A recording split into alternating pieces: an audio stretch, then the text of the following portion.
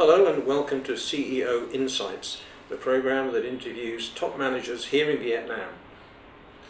I am your host and my name is Leon Shears.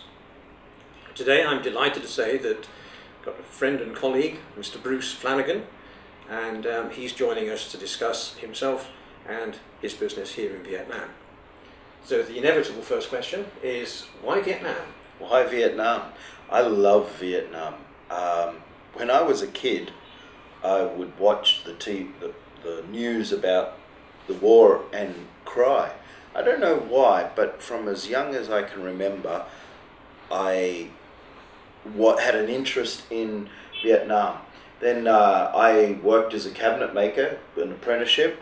Wasn't my choice, but I did it.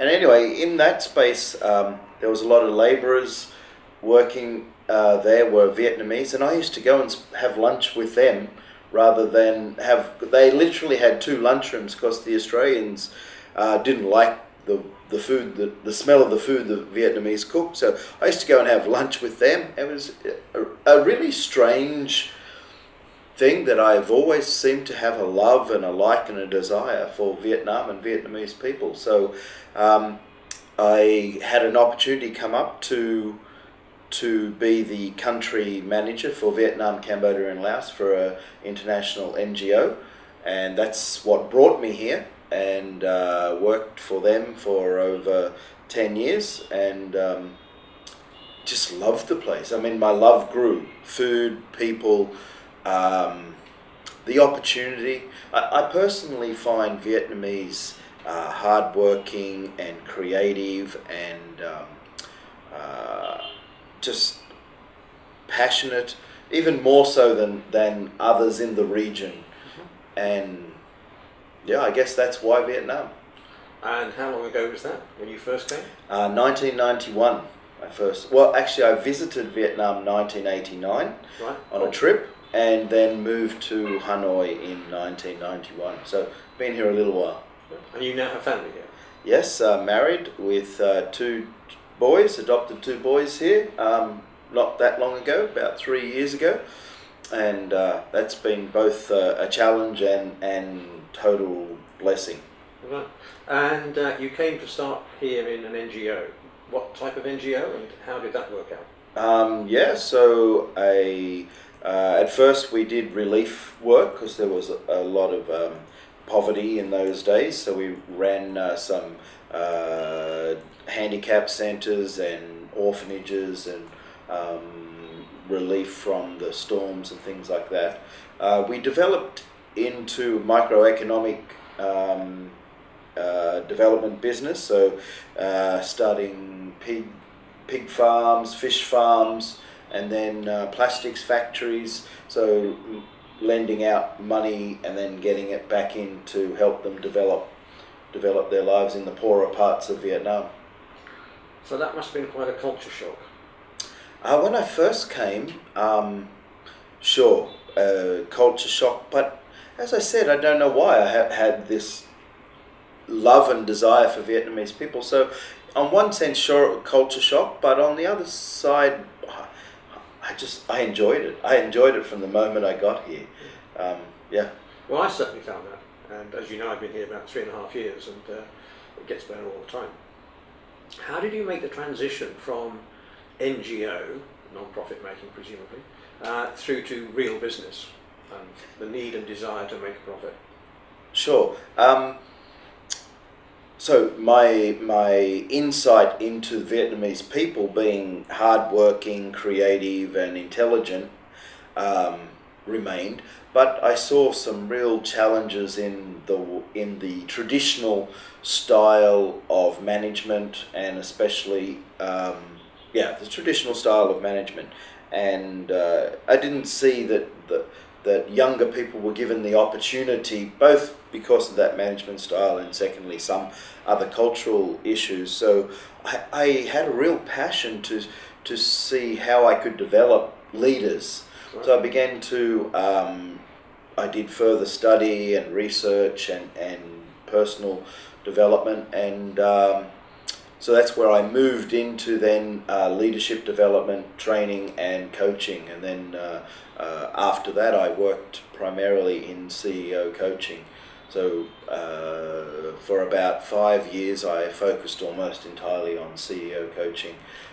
And how receptive were presumably Vietnamese CEOs to the thought that you wanted to introduce management practices, disciplines, corporate governance, presumably compliance, and all those interesting things to what quite often would be a family business? Sure, I think many of them, so some travelled, some Vietnamese travelled, and of course then we had cable TV and they saw the window to the world. So some people could see opportunity, and some people could see, hey, and there was a greater number of foreigners coming into Vietnam, so some people had a desire to change. Mm-hmm. And I think by learning Vietnamese language and trying to communicate in a way that was not, you should do this or you should do that, but helping them to grow their business, they opened up to it. And then when they experienced coaching especially, they loved it. And then therefore word of mouth was how I promoted my that part of my business. Because I think being a leader in Asia is a very lonely experience, because you have to be right and you have to know everything, and not traditionally, I mean. And so that leads to needing to look like you know everything when you don't, mm-hmm. and you're not allowed to fail. So it was difficult to learn from failure because you weren't supposed to have failure. So all of those things, I think, limited and made for a very lonely life. So when they actually had someone that they could share their deepest troubles with, and you, as a coach, you create that environment for them to open, to share their challenges and problems and difficulties, and they found great benefit in just reflecting back. You say you want this and you want that, but I see you doing this and this. So aligning what they want with how they're doing. And I think I was maybe the first person they'd ever been able to actually open up. Yeah. And the growth from that was the product. Given that you can speak Vietnamese, is there anything you'd like to say to part of our audience that will be Vietnamese and prove the prowess of your language? The prowess of my language. Chỉ có nói là người Việt là rất là giỏi, rất là thông minh và khích lệ người để nghe có kinh nghiệm cho người nước ngoài có thể là phù hợp. Một số là phù hợp, một số là không. Mà nghe và lấy các điều là tốt và bỏ các điều là không tốt. That's all. I've always found it fascinating watching Vietnamese people when a foreigner actually speaks to them in Vietnamese that they can understand. My Vietnamese is not perfect, my pronunciation is not great, but I can listen really well. You've dealt a lot in your career with CEOs, and you've learned a lot from them because they would have learned a lot from you. Do you have any major points of advice you would give to up-and-coming CEOs? To be passionate about developing people. I think our greatest resource is people. And if you develop them, see, you got people who will come and work for you because they want money. They need money. We all need money. But if they just working for you because they need money, then they do what they need to do to get their salary and that's it. But if you are the kind of person that they want to follow, and you're communicating a vision of where you'd like to go, and those things people go, hey, I feel like I can trust him, and I want to go where he's taking me. And people will walk over cut glass to follow someone like that. So for me, I say everything rises and falls on leadership. So be the person that you would want to follow, Right. and communicate a vision of where you want to go and be passionate about developing people to go with you. I know that sounds really basic, but it's powerful. One of the interesting things I've always found about Vietnamese people in the workplace is their willingness and their want to learn. They sort of seek education all the time. Have you found that?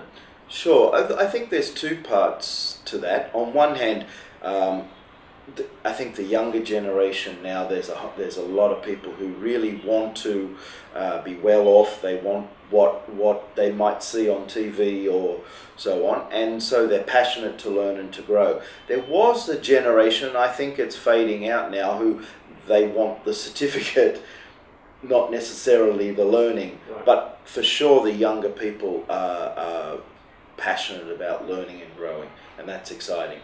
Yes, I mean it can only benefit business and the people at large. Is there any advice you would offer to the leaders in the community as to how they can help and encourage young people?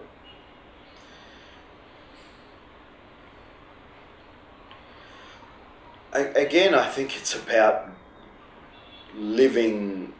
communicating what you want clearly, communicating with people a clear vision, and be the kind of person that is trustworthy, that they want to follow. I know I'm sort of saying the same thing, but it is so powerful when you see a leader who embodies the message in the way they live their life, and you can trust them, and therefore you want to be with them, you want to learn from them, you want to go where they're going, and when you are that person and you communicate with clarity and passion, people will follow.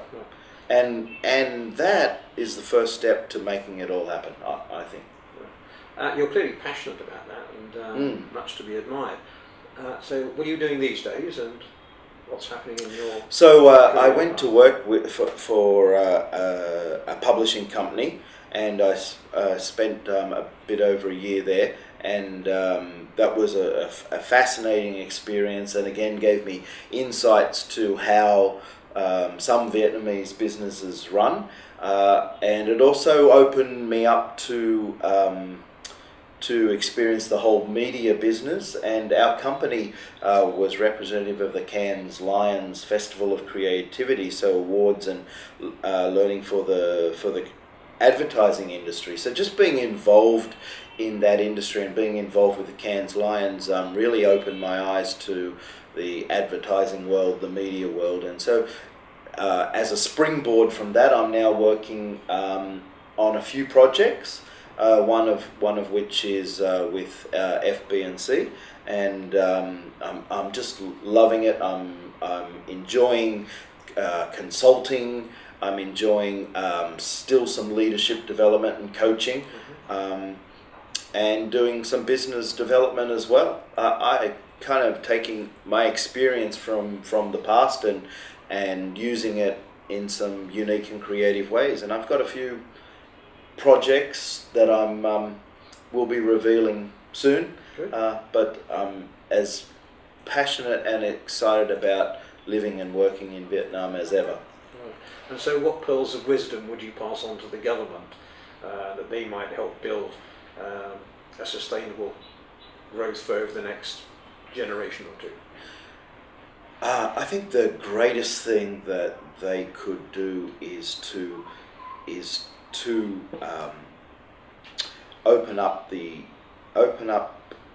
create opportunities for people. So making it easier for people to do business, making that whole process and the transactions and the tax system and everything to support the growth of business.